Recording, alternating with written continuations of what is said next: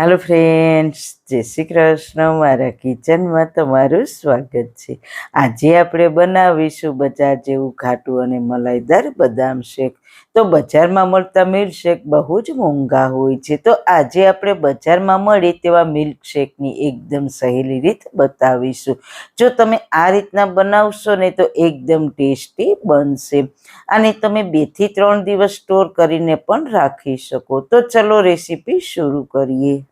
Recipe start કર્યા પહેલા જો તમને મારી રેસીપી ગમતી હોય ને હજુ સુધી ચેનલને સબસ્ક્રાઇબ ના કરી હોય તો પ્લીઝ સબસ્ક્રાઇબ કરજો અને બાજુમાં આપેલ બેલ આઇકન પ્રેસ કરજો, એટલે નવી નવી રેસીપીના નોટિફિકેશન મળતા રહે.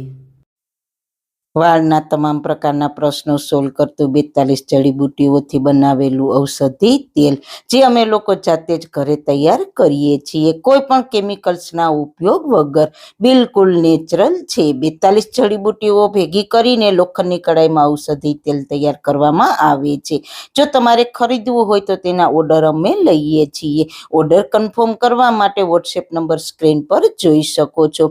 જો તમારે આ તેલનો પૂરો વિડીયો જોવો હોય તો તમને આ ચેનલ પર મળી જશે અને ડિસ્ક્રિપ્શન બોક્સમાં લિંક પણ મૂકેલી છે.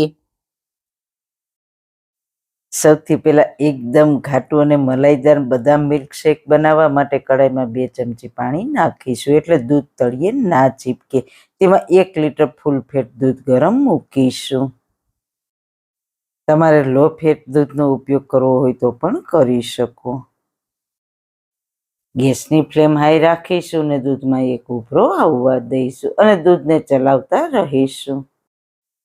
દૂધ ઉકળવા લાગ્યું છે. ક્યારેક એવું બને કે દૂધ ઉભરાઈને બહાર વયું જાય, તો જ્યારે આપણે કોઈ પણ દૂધની રેસીપી બનાવીએ ને ત્યારે પાણીનો ગ્લાસ ભરીને સાઈડમાં રાખવાનો. એવું લાગે કે દૂધ ઉભરાઈને બહાર વયું જશે તો ફટાફટ 2 ટેબલસ્પૂન જેટલું પાણી નાખી દો, એટલે દૂધ કડાઈની બહાર નહીં આવે.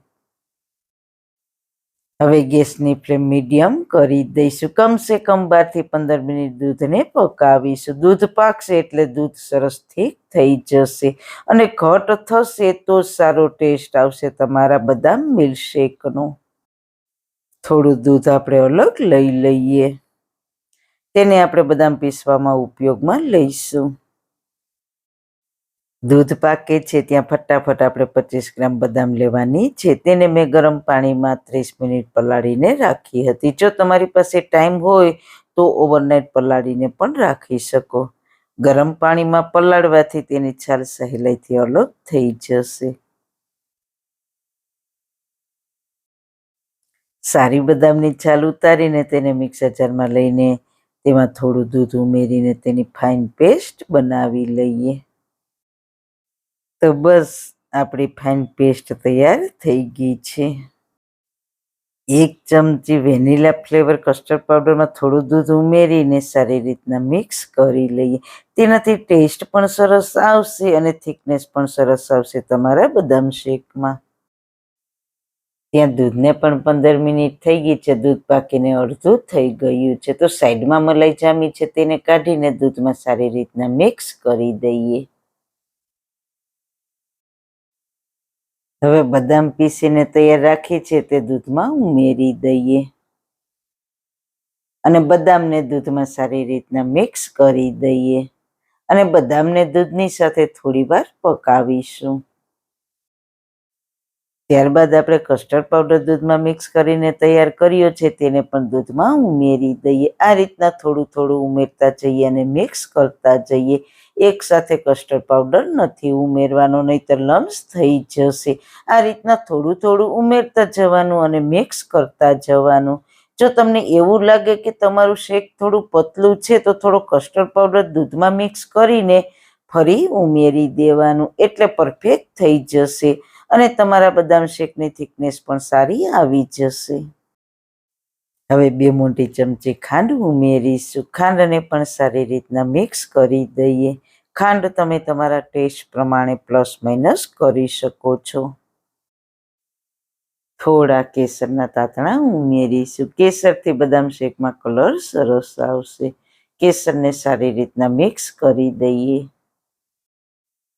કસ્ટર્ડ પાવડર ઉમેરીને ગેસની ફ્લેમ મીડિયમ ટુ લો રાખવાની છે. હાઈ ફ્લેમ પર નથી પકાવવાનું, એ વાતનું ખાસ ધ્યાન રાખજો. શેકને ફ્લેવરફુલ બનાવવા માટે થોડો ઇલાયચી પાવડર અને થોડો બદામ પિસ્તાનો પાવડર ઉમેરીશું.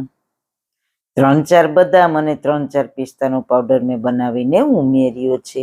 બદામ પિસ્તાનો પાવડર ઉમેરવો બિલકુલ ઓપ્શનલ છે. ના ઉમેરવો હોય તો સ્કીપ પણ કરી શકો છો. સારી રીતના મિક્સ કરીશું. ગેસની ફ્લેમ ધીમી રાખીશું ને 3-4 મિનિટ પકાવીશું. પૂરી 20 મિનિટ મેં દૂધને પકાવ્યું છે. તેની થિકનેસ પણ સરસ આવી ગઈ છે. સાઈડમાં મલાઈ જામી છે, તેને કાઢીને દૂધમાં મિક્સ કરી દઈશું અને સારી રીતના મિક્સ કરીશું. હવે ગેસની ફ્લેમને બંધ કરી દઈએ. હવે બદામ શેકને ઠંડુ કરવા માટે તેને બીજા બાઉલમાં ટ્રાન્સફર કરી લઈએ, એટલે તે ઝડપથી ઠંડુ થઈ જાય. હવે એક મોટા વાસણમાં પાણી અને થોડા બરફના ટુકડા રાખીશું ને પછી તેની ઉપર બદામ શેકને રાખી દઈએ, એટલે બદામ શેક ઝડપથી ઠંડુ થઈ જાય. વચ્ચે વચ્ચે ચલાવતા રહેવાનું, એટલે ઝડપથી ઠંડુ થઈ જાય. પછી તેને આપણે 1 કલાક ફ્રીજમાં ઠંડુ થવા માટે રાખી દઈએ.